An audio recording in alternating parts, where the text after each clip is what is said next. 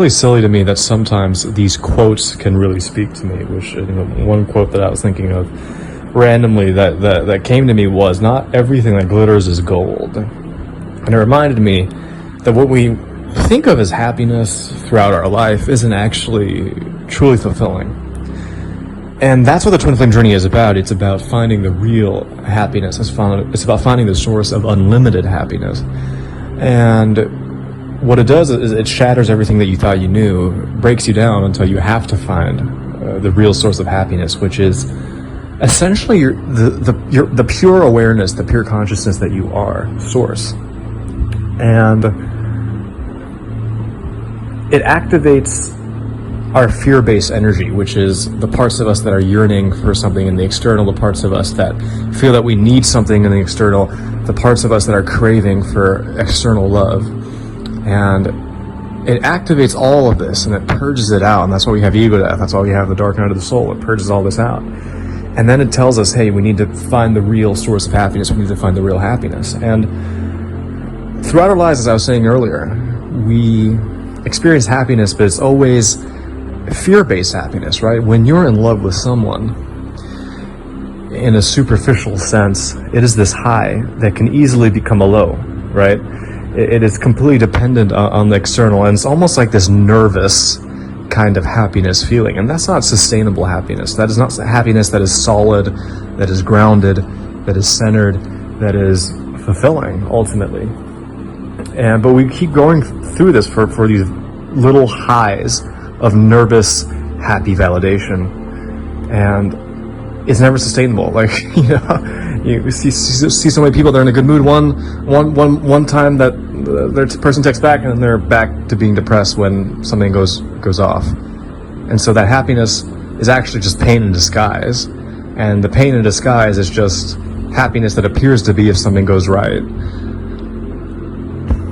It's always sad to me when you see someone who's usually sort of just kind of depressed, and then they get some sort of external validation, and all of a sudden they're happy, and it's almost kind of like a fakey happy. It feels like they're riding off a high, and it's nice to see them in this state, but it's never sustainable, is it? And the whole point of the twin flame journey is that you have to let go of the ultimate drug, which is your twin flame, and you have to find that happiness within, to the point where you find this deep anchoring peace, happiness, love that isn't going to flip-flop between highs and lows. And so it's deeply anchoring, right?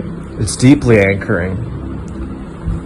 And that's actually when you can truly enjoy the romantic relationship of your twin flame, is that when you're in this space of neutrality towards them and you're feeling happy within source, all of a sudden, like, you experience this calm sense of this is nice.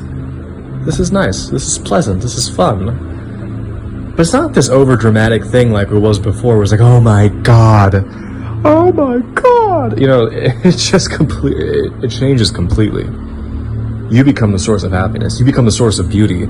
You become the source of everything. When you're doing your meditation, when you're doing your spiritual practice, and you align to the pure awareness, the pure consciousness, the pure bliss, the pure infinite love that you actually are as source. And then you feel neutral about your twin flame. The idea of being with your twin flame is neutral. It feels real. It feels like, yes, this makes sense. I deserve this. But it just makes sense. I am the sun and they are the sunshine. Of course the sunshine, is radiating from the sun. But they're not the sun. I'm the sun. And it's not in a sense of me as a person is the sun. It is my pure awareness, my pure consciousness, the source that I am is the sun. My twin flame is a reflection of that.